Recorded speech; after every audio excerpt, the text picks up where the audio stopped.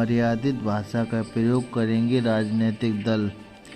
DEO Mainpuri. रविवार को जिला निर्वाचन अधिकारी डीईओ अविनाश कृष्ण ने राजनीतिक दलों के पदाधिकारियों के साथ बैठक की। कहा कि सभी दल आचार संहिता का अक्षर से पालन करेंगे। कोई भी दल अभ्यर्थी किसी भी गतिविधि में शामिल न हो जिससे भिन्न जातियों, धार्मिक, भाषाओं, समुदाय के बीच मतभेद हो। जिला निर्वाचन अधिकारी ने मीडिया से बातचीत करते हुए कहा कि बिना अनुमति के प्रचार प्रसार करना आचार संहिता का उल्लंघन होगा।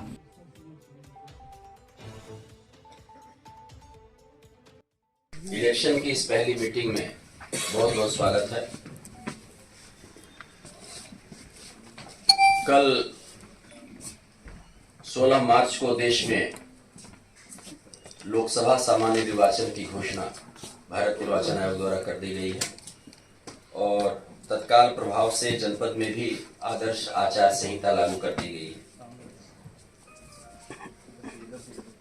एक बार जरूर हम इस बात से जरूर शुरू करना चाहेंगे कि ये हम लोगों के लिए निश्चित रूप से एक प्राइड मोमेंट होता है, जबकि हम लोग दुनिया के सबसे बड़े इस डेमोक्रेटिक फेस्टिवल में जो हम लोग का जनरल इलेक्शन होता है, खास करके लोकसभा का जब पूरे देश भर में चुनाव का उत्सव प्रारंभ हुआ है और पूरे देश में जो आंकड़े हैं 96.8 करोड़ मतदाता,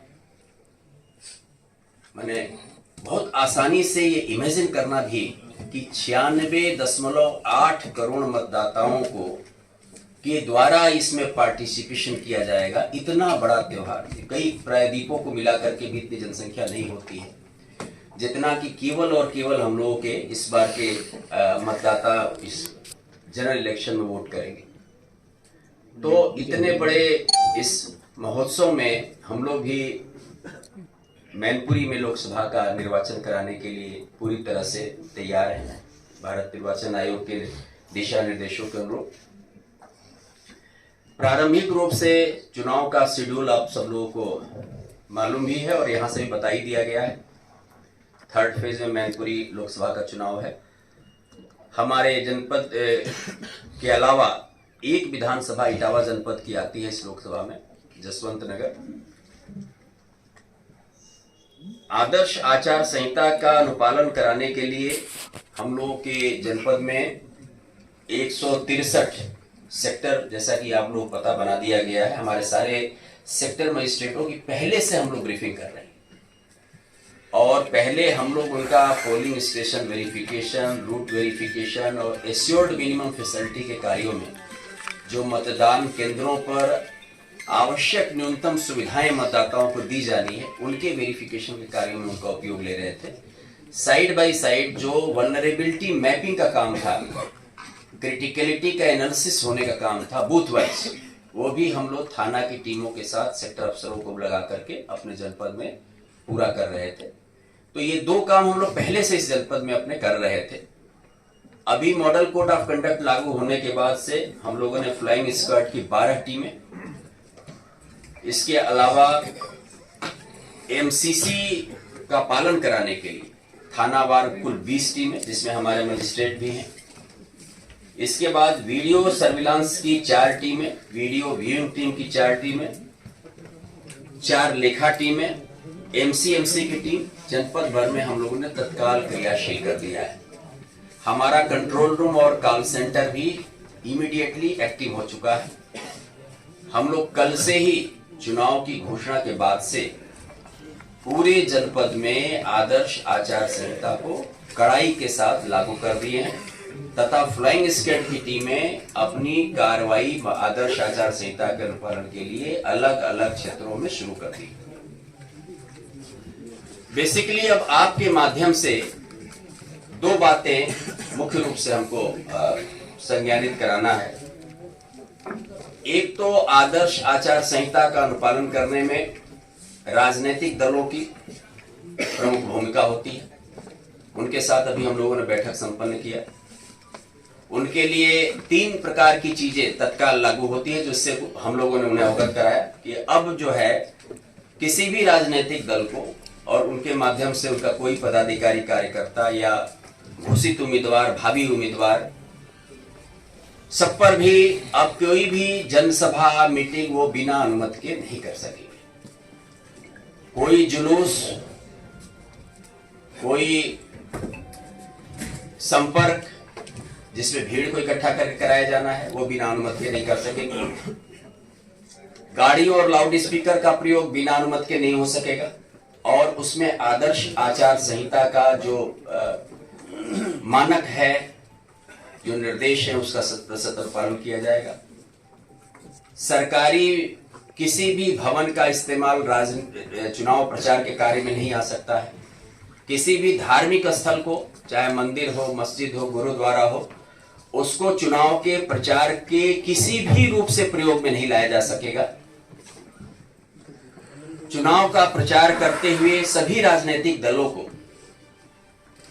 जो राजनीतिक मर्यादाएं हैं, वाणी का जो संयम है, जो भारत निर्वाचन आयोग द्वारा निर्धारित है, और जो उसके मानक हैं, जैसे कि जाति धर्म के नाम पर वोट मांगना, भड़काना, उकसाना, किसी समुदाय विशेष को उद्वेलित करना, राष्ट्र की एकता अखंडता के प्रतिकूल कोई टिप्पणी करना, ये सब चीजें आदर्श आचार संहिता का सीधा उल्लंघन है। इससे भी हम लोगों ने उन्हें अवगत कराया। ये एक तरफ आदर्श आचार संहिता का भी उल्लंघन है, दूसरी तरफ जो हमारे प्रिविलेंट रूल एक्ट्स हैं, चाहे पीपुल्स रिप्रेजेंटेशन एक्ट हो, चाहे इंडियन पेनल कोड हो, इन सभी में भी यह विभिन्न धाराओं में दंडनीय अपराध भी है। यह बात हम लोगों ने राजनीतिक दलों को अवगत कराया है और आपके माध्यम से भी कहना चाहेंगे कि कोई भी राजनीतिक दल, संस्था, व्यक्ति, समूह व्यक्तियों का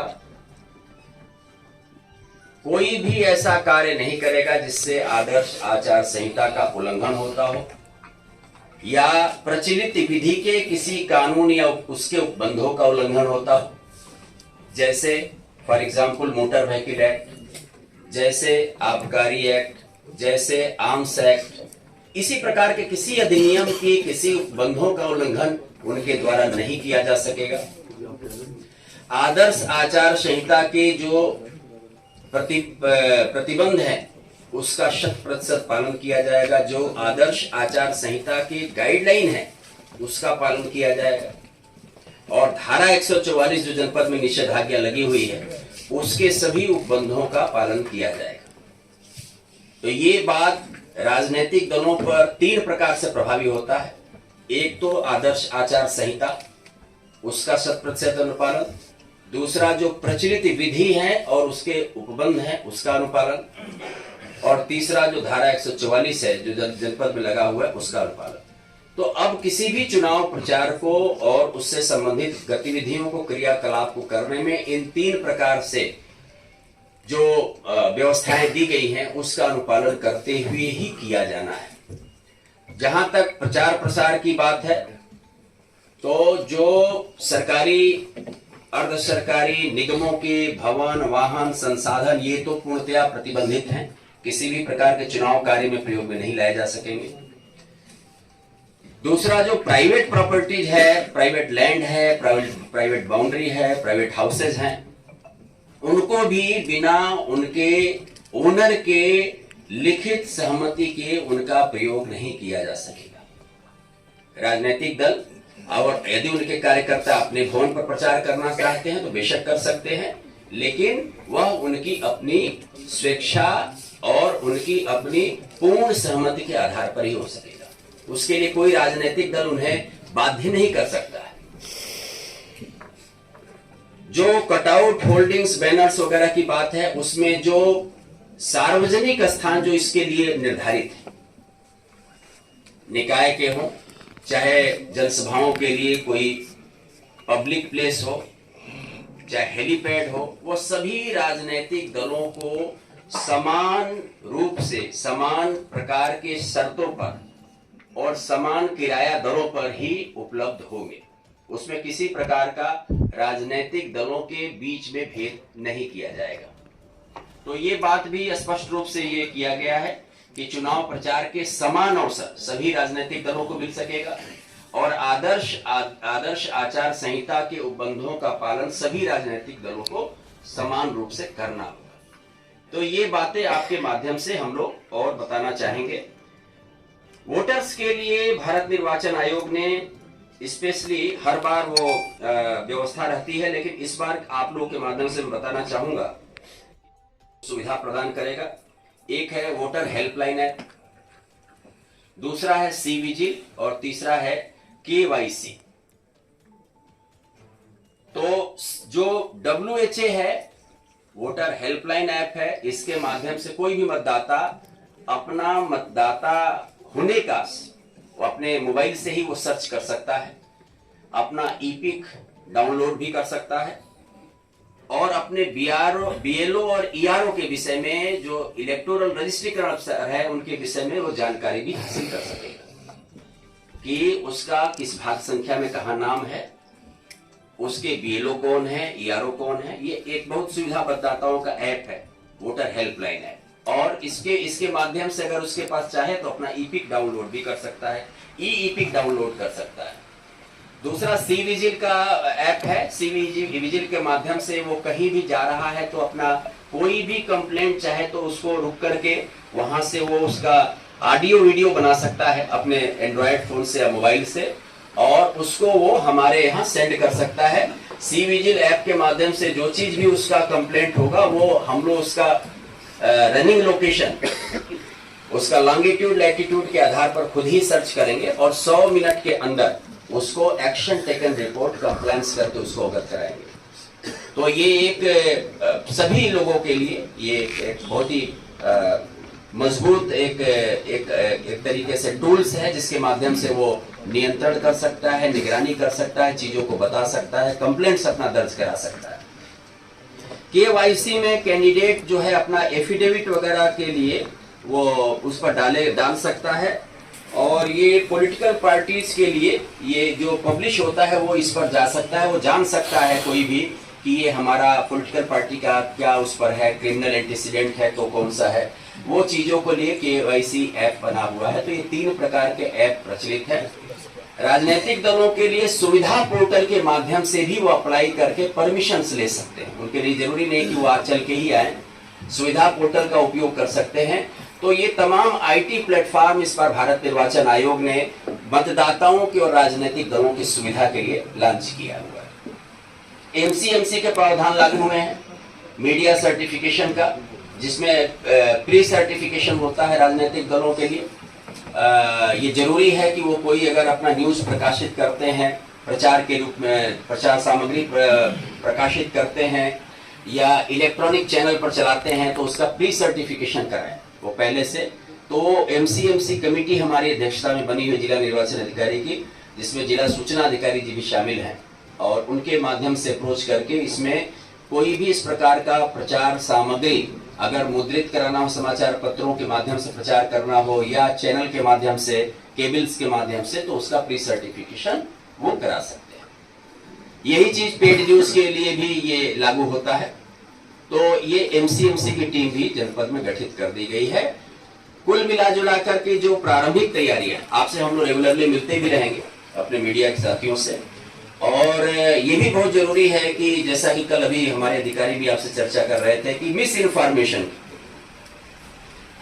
अभी कल के जो भारत निर्वाचन आयोग का जो प्रेस एड्रेस था उसमें हम लोग सुन भी रहे थे कि 4M पर बात किया था सर ने, और उसमें एक पार्ट था उसका मिस इन्फॉर्मेशन। कई बार कई ऐसी चीजें होती हैं जो कि सोशल मीडिया में विशेष करके जो कि इस प्रकार से चलती हैं जो कोई फैक्ट पर आधारित नहीं होता है, लेकिन वो इस प्रकार से तेजी के साथ वो अपना इम्पैक्ट दिखाती हैं कि अननेसेसरी लोगों में एक गलत धारणा, गलत प्रकार की चीजें डेवलप करती है। वहां जरूर आपके एक एक्टिव रोल, एक सकारात्मक सहयोग की हम लोगों को अपेक्षा रहेगी पूरे चुनाव भर में। लेकिन इसके अलावा भी मीडिया के सभी साथियों का, क्योंकि आप जो है दिन रात लोगों के बीच में काम करते हैं, सूचनाओं का संकलन करते हैं, तो आपका जो भूमिका है स्वस्थ लोकतंत्र में और एक पारदर्शी व्यवस्था में आपका बहुत सहायक हो सकता है। आपके माध्यम से हम लोग बहुत सारी ऐसी सूचनाएं समय रहते प्राप्त कर सकते हैं, जो कि जिसके का आधार पर कि कोई भी ऐसी चीज हो सकती है जिसको कि कंट्रोल करने के लिए हमारे पास समय मिल जाए, चीजें मिल जाए, और उसको हम लोग समय रहते ठीक कर लें, करेक्ट कर लें, या कहीं पर कोई ऐसी चीज हो रही है जिसमें हम लोगों को और अटेंशन की जरूरत हो, उस पर हम लोग फोकस कर सकते हैं। तो मैं आगे चल करके हम लोग बराबर इसमें मिलते भी रहेंगे और हम लोग चीजों पर आपस में शेयर करेंगे। नॉमिनेशन फेज अभी चूंकि हमारे यहाँ से बाद में है, थर्ड फेज में है, और हमारे यहाँ नोटिफिकेशन का 12 अप्रैल का डेट रखा हुआ है भारत निर्वाचन आयोग में, तभी वक्त है। इस बीच में हम लोग फिर मिलेंगे और उसमें नॉमिनेशन के पहले फिर उसकी क्या तैयारियां हैं, उसमें क्या मानक है, उस पर हम लोग फिर विस्तृत चर्चा करेंगे। कि आप सभी लोगों को पता है कि कल से चुनाव की घोषणा के पश्चात ही आदर्श आचार संहिता जनपद की लागू हो गई और इसको इम्प्लीमेंट कराने के लिए विभिन्न टीमों का गठन किया गया है। 163 सेक्टरों में बांट करके पूरे हर बूथ को, सेंटर को, ग्राम को कवर किया गया है, जिसमें विभिन्न प्रकार की किस तरह से चुनाव के संबंध में बेहतर वातावरण तैयार करना है, जो असामाजिक तत्व हैं उनको किस तरह से सूचीबद्ध करना है, किनके असलहे जमा कराने हैं और किनके विरुद्ध जो शीटर हैं या किसी भी प्रकार से पूर्व में चुनाव संबंधी घटनाओं में संलिप्त रहे हैं उनके विरुद्ध कार्रवाई करने की बात है। ये पूरा सत्यापन का काम, उनके विरुद्ध चिन्हीकरण का काम और कार्रवाई का काम चल रहा है। इसके अलावा जो हमारे जनपद के बॉर्डर की सीमाएं हैं उन पे लगातार नाका लगा करके चेकिंग, फ्रिस्किंग का काम चल रहा है। किसी भी प्रकार से जो चुनाव को प्रभावित करने वाली, चाहे वो शराब की का ट्रांसपोर्टेशन हो, शराब हो या कोई ड्रग्स हो, इसको रोकने के लिए या किसी भी प्रकार की कोई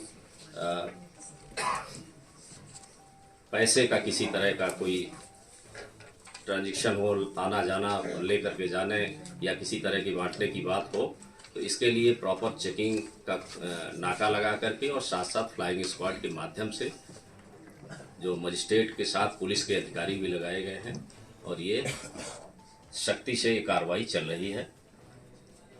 आप लोगों को पता है कि कल जितनी सरकारी बिल्डिंगें हैं या सरकारी भवन, सरकारी उसमें पोल पे जो पहले से ही विभिन्न पॉलिटिकल पार्टियों के बैनर, पोस्टर, कटआउट्स या वॉल पेंटिंग किए थे, उनको हटवाया गया है और विभिन्न फेजेस में ये काम